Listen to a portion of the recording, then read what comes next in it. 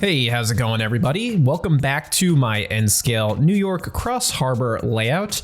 As you can see here, there has been a lot of work done on the layout since the last update in September. I was lucky enough to get some time off around the holidays, so I spent some time working on the layout, and I got quite a lot of area covered. So I'd like to show you guys what I've been working on and some of the techniques that I use to accomplish some of the things that you're seeing here. So let's get going. All right, so even though I've done a little bit of work across the entire layout here, I think the way to start is going to be on the north end of the layout, and then we'll work our way south. And we'll take a look at a few different areas. I've got some footage that I'm going to intercut along with this live commentary. We'll see how this goes. But as you can see, I spent some time ballasting the track and adding some scenery. And I think the north end of the layout is probably the most complete at this point, or I'm not gonna say complete because that's not true. It's not complete, but it is the area that I've got the most work completed on. As you can see here, I've got our team track set up, and there are multiple industries that operate at this team track here. Right now there is some pipe loads being unloaded for Davidson Pipe, which worked out of the New York Cross Harbor Bush Terminal Yard for a period of time in the 80s and 90s, the late 80s. They had their own location that interchanged with the South Brooklyn Railroad off of, it would have been by 39th Avenue. There's a Costco there currently. It would have been in that direction, but I'm not modeling that. So in the 90s, Davidson Pipe operated right here in the Cross Harbor Yard. So that is what I'm including here. And I made these little pipe loads here myself. They're just pieces of styrene that I painted and cut to length, I think 40 foot or 50 foot length. These are 50-foot cars, so they're probably 45 feet, something along those lines. I also assembled this little crane here, which was a lot of fun.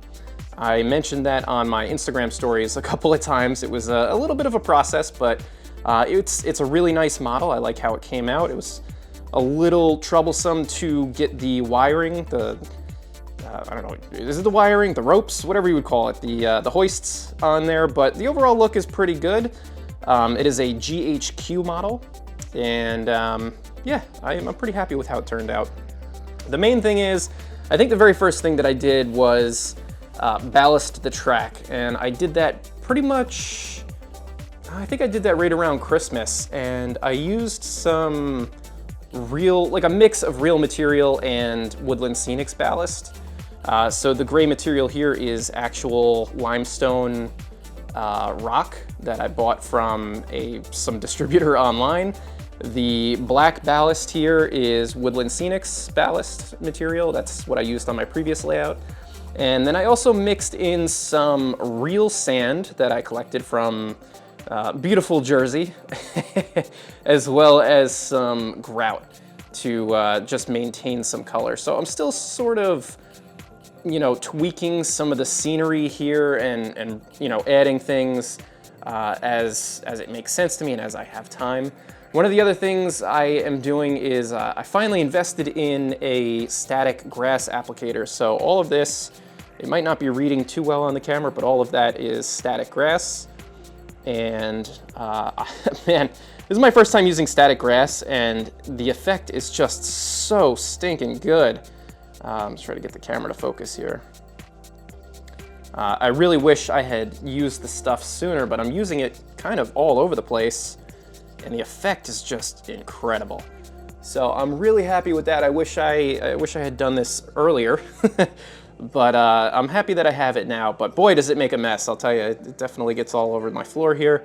I've got carpeting on the floor, and I'm usually wearing socks in here, so it gets kind of messy in here, but some of the effect is pretty good. You can see back here, I've got a little bit of a garbage pile with some of that grass in there and a rusted fence. So pretty happy with that. And then my corner building here looks great in this location. I'm very happy with that. And the other thing that I did start to do, as you could see down the length of the layout, is I began working on my road. This is First Avenue, so I laid the plaster for the road. I haven't painted it yet. That's probably get that done maybe this weekend or next weekend. But I used pretty much the same technique that I used here for the team track. And what I used was just some basic plaster, and then I applied some crackle paste on top.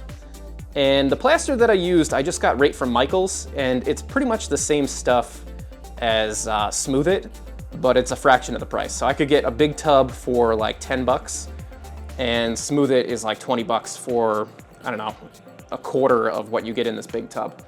So I've been using that, and it does the exact same thing, and it looks really good. You can see it's very hard material.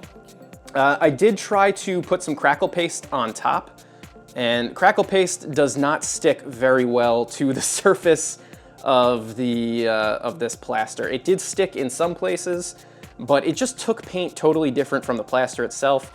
So I like the effect, but I probably won't do it anywhere else on the layout. Like I said, it kind of made this real patchwork looking, you know, asphalt texture, which is nice. I like it. I don't mind it, but it was kind of a pain to work with. And I'll put a clip up right about now that shows how the painting process worked. In order to paint this and get this look, I did do a form of wet on wet.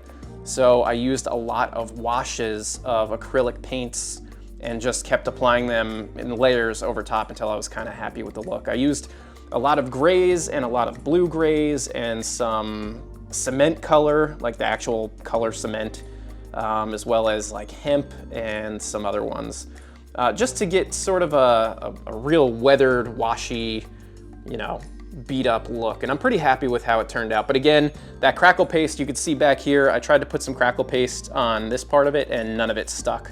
So I recommend, if you're gonna use crackle paste, just put it right, I can't get the camera to focus, just apply it to the foam or apply it to a different surface or do a test. My problem is that I never tested this out before I tried putting the crackle paste on, so definitely do a little bit of a test if you can. The other thing I've been working on is adding the sidewalks here as well, and every time I put my finger in the frame, it goes out of focus, so stop doing that. But you can see I'm using 040 styrene, and I cut it into sections, and I've cut some, you know, paver pieces into it using an X-Acto blade. I just scored the styrene, and I used a wet on wet technique as well to get the look on there. So pretty happy with that. The whole length of First Avenue has sidewalks, so I'll be including that down the entire length, and I'll just be working my way down, you know, probably 1 foot at a time. So while we're on the topic of roadways, as I had mentioned, I used plaster for the roads here, which gives a really nice even surface once you sand it down. Let me just adjust the exposure so you can see that.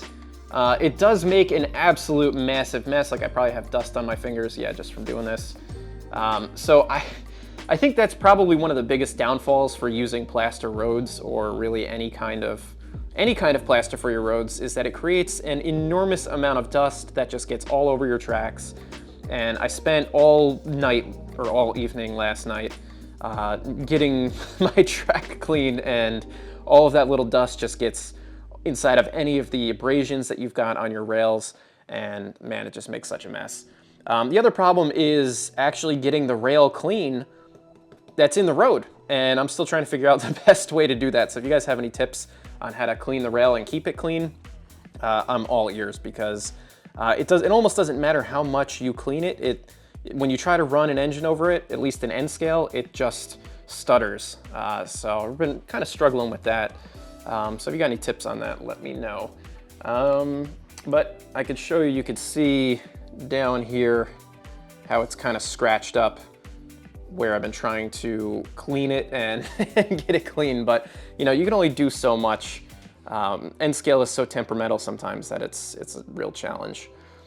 So anyway, back to the team track area. We have another part of the team track here. There's a industry here called Safety Clean. And what they would do is they would load tanker cars with waste oil from, I think, restaurants. I think they just sort of went to restaurants and pumped out all of their old oil, and then they came here and they would load it into their tank cars. So I created this little loading platform here. I scratch built, I don't know if you could call it scratch built. I kit bashed it from some parts that I had in my parts box and I'm pretty happy with how that turned out. Looks pretty good.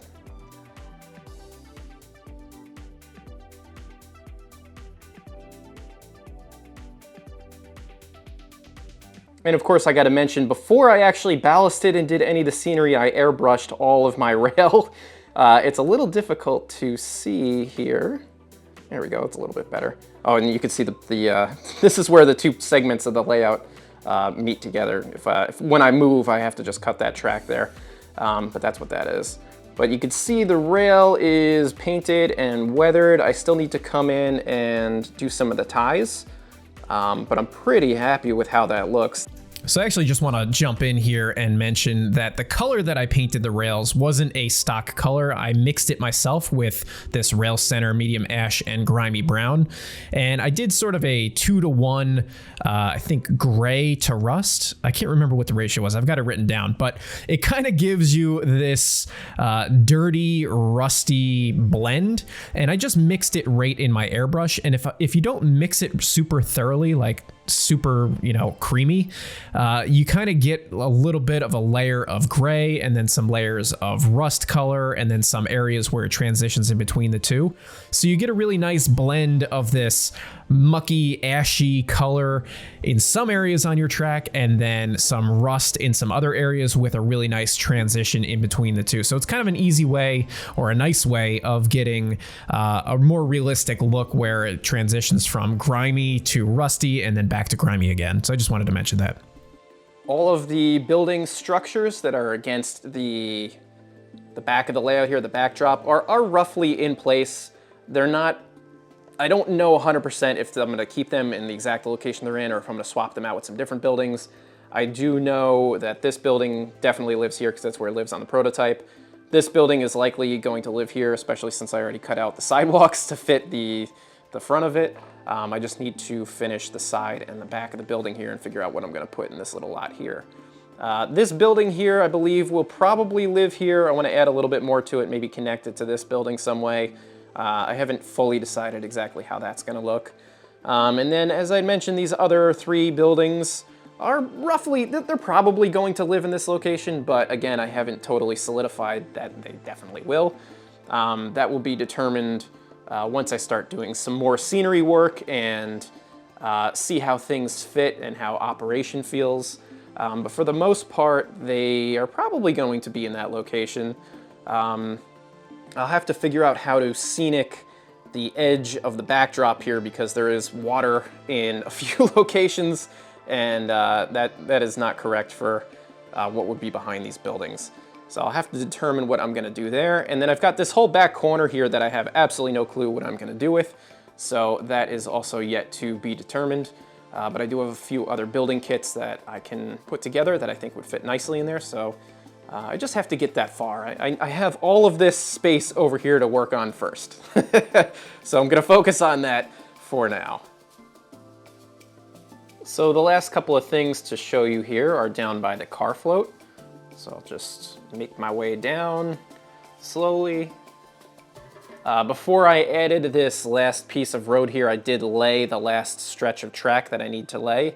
And this goes south down to, what is it, the 65th Street yard, Bay Ridge yard. So that's where this is headed, down towards the Brooklyn Army Terminal. And then we've got our spur here that goes to our car barge. This building here is a building that I've been kind of slowly working on for the past couple of months, chipping away at. I actually started this building before the Chicago Crossing video series on building, on updating his, I forgot what the building was. But Eric there, he had done some similar stuff here.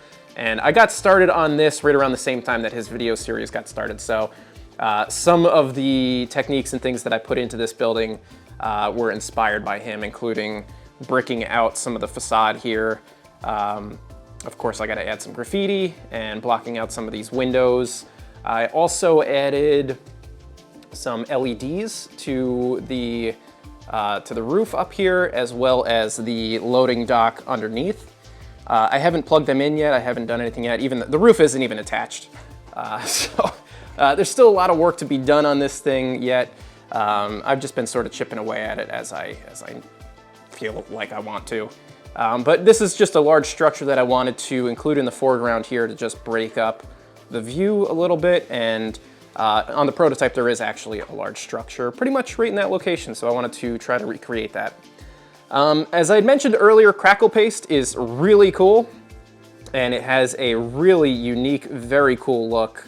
Let me see if I get a little bit of a close up here. Looks really great. I applied this part of the crackle paste directly to my foam, and it stuck pretty well, except for a couple of spots where I kind of banged it up a little bit. You can see right here, I kind of accidentally chipped it up, but it is adhered quite well to the painted foam. So if you're gonna use crackle paste, it works pretty well going right onto foam. I also spent a little bit of time working on my waterfront here. Once I got my static grass applicator, I began to add some static grass around here. And again, I haven't done a whole lot of work on this. I just sort of was playing around and just trying to get a little bit of a sense of what I want to do with this. I also pretty much finished the water here for the most part. The last thing that I need to do really is once I get the barge where I want it and I get the apron installed, then I can add some more ripples and stuff like that around there. But for the most part, it's pretty much done. I actually recorded this whole process on how I created this water. So if you guys are interested, I can put a video together for that on how I, made this look the way that it is. So if you're interested, let me know. Otherwise, I'm just gonna hang on to the footage, I guess. I probably should just make the video anyway. So the last thing that I want to mention, and I'd really like to get your guys' opinion on this, is the car float apron here. I've been having a really hard time trying to figure out exactly how to attack this. And it's funny because I wanted to start on this side of the layout and work my way to the north. Instead, I'm going from the north and working my way down this way. But it's really because I got so hung up with this stupid apron that I had to move on and do something else. So here's the problem. And like I said, maybe you guys can help me solve this if we all put our heads together. The apron is basically just a bridge that spans from land to the barge. Not a big deal. I kind of put something together here. The big problem with this design is that it kind of has to be built in place because this track is one solid piece of track that goes right up to the barge and connects to the barge. And there's also a turnout on here just to further complicate things. So I kind of have to build things in place, which isn't really a huge deal. It just makes it a little bit more challenging. But so the problem that I'm running into is I built this bridge out of some girder pieces and a piece of styrene, but look it's warped. This, I think the styrene that I used for the base is 080 styrene, I believe. But as soon as I put the wood decking on the top, it warped. So I don't know what to do. Like, should I use a thicker piece of styrene and rebuild this? Or like, what is there a different material that I could use that would be better for the deck of this that won't warp? But like, it looked really good until the glue dried and now it's all bowed. So I can't use it. So I'm not really sure what to do about that. So if you guys got some ideas, please let me know. And obviously, because this is N scale, I have to think about the thickness of all of this. I don't want it to be too thick because it's gonna look ridiculous. And then on top of that, I'm not really sure what to do about the abutment that's gotta go in here. I kind of made the mistake, I guess, of doing this whole harbor scene at low tide. And that was mainly because I wanted to be able to model like the tide line and stuff like that. But because I'm doing low tide, this does angle downward a little bit. There is a bit of a grade here, which is cool. It adds to some visual interest, but it makes it a little bit more difficult to figure out what am I gonna put right here for the abutment and what am I gonna put on this end here to support the end of the bridge that bumps up against the barge. In real life, this would be a pontoon bridge. So it wasn't the kind with that you've seen with the big crane gantry above it. It was really literally just a girder bridge just like this with floats underneath that allowed it to go up and down with the tide. So I need to figure out a way to model that, and I am just totally at a loss. I did try to buy, you can barely see them on here, these little bridge feet cleats or something like that. They're from Micro Engineering. They are so small.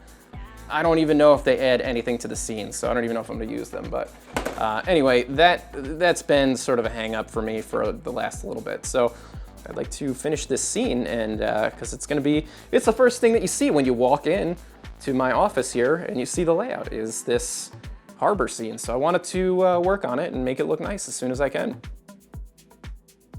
All right, well, that's all I've got for this video. I hope you guys have enjoyed it, and I hope you're looking forward to seeing more. Let me know with a comment down below if you've enjoyed this video series, and also let me know if there's anything else that you'd like to see, any specific projects that I'm working on, or anything along those lines. But anyway, I hope you guys enjoyed this video, and I hope you're looking forward to seeing more. I'll see you guys in the next one.